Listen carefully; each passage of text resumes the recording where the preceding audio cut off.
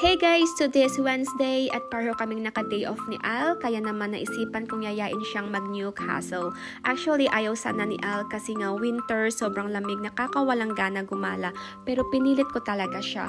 Una kaming nagpunta sa Gongcha, medyo matagal-tagal na kasi kaming din nakapag-milk tea at yun nga, nag-order siya ng Earl Grey milk tea para sa kanya at yung sa akin naman ay of course yung matcha milk tea. Sobrang addict ko talaga sa matcha guys. Ever since nag-open tong Gongcha kahit sa Pinas pa, never ako nakapag-order ng ibang flavor nila maliban sa matcha. Habang nagantay sa order namin guys, papakita ko saglit yung Newcastle University, ayan. At share ko na lang din sa inyo yung aking outfit of the day. Sobrang simple lang talaga. Suot ko yung 940 New Era New York Yankee na cap, black Backstreet Boys jacket, black leggings at yung aking Jordan na shoes.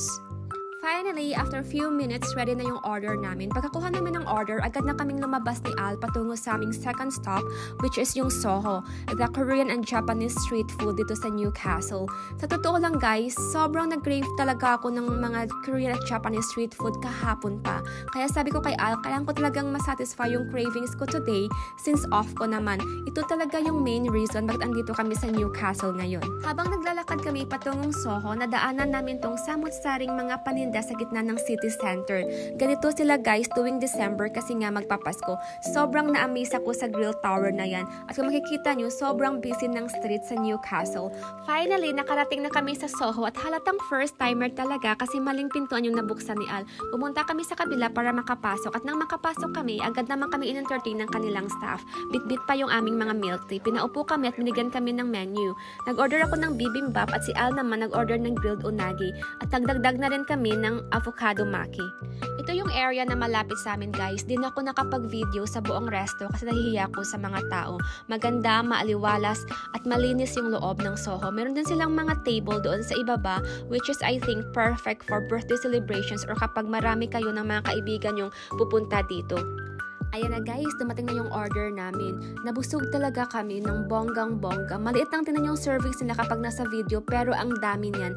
Di ko kayang ubusin yung bibimbap kaya hinatian ko na lang din si Al. Nagbayad ako ng 33 pounds lahat-lahat, hindi kasama yung drinks kasi meron na nga kaming milk tea. Pagkatapos naming mag-Soho, dumaan muna kami sa Hayo or Hiyo Supermarket, isang Chinese supermarket dito sa Newcastle. Kumuha ko na isang box ng matcha latte kasi nga diba obsessed at addict ako sa matcha. Isang kopi ko blanca, na-miss ko lang bigla yung lasa ng kopi ko blanca. Another matcha latte na naman guys. Ganyan talaga ako ka-addict sa matcha. And another matcha flavor, yung Oreo cookies na green tea ice cream flavor. Isang box yung binili ko niyan. Kumuha din si Al ng Itsu seaweeds, Indomie, at kung ano pang mga anik-anik. Lumabas kami sa Hayo Supermarket. Sobrang dami ng tao guys at ang dami din ng mga pulis. Meron kasi silang football match tonight kaya sobrang busy ng Newcastle tonight. Bago kami umuwi, dumaan muna kami sa Tiki Maxx para bumili ng mga kung anong mga anik-anik at dito na nagtatapos yung video natin guys. So, sana nag-enjoy kayo at I hope to see you next time.